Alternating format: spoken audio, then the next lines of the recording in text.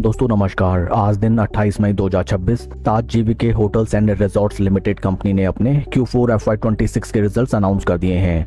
Total income निकल के आई है 161.30 करोड़, जो कि पास्ट क्वार्टर में थी 138.31 crore and in last year for the same quarter it was 130.59 crore.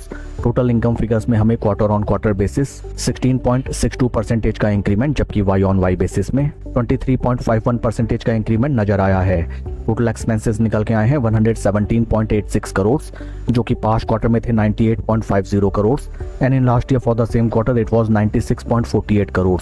Total expenses figures में हमें क्वार्टर ऑन क्वार्टर बेसिस 19.65% की इंक्रीमेंट, जबकि वाई ऑन वाई बेसिस में 22.16% की इंक्रीमेंट नजर आई है। पैट निकल के आया है 314.71 करोड़, जो कि पास्ट क्वार्टर में था 29.09 crore and in last year for the same quarter it was 28.60 crore.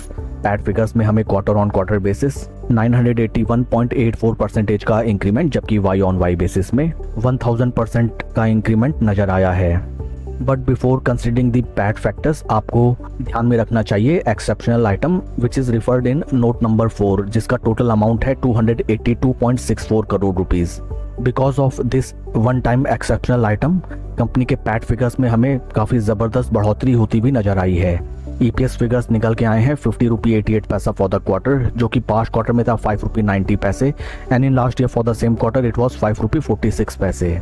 Overall अगर हम कंपनी के Q4 रिजल्ट्स को देखें, top line sales and revenue figures में हमें both sequential quarter on quarter and Y on Y basis अच्छा ग्रोथ नजर आया है and in terms of PAT figures situation is quite spectacular.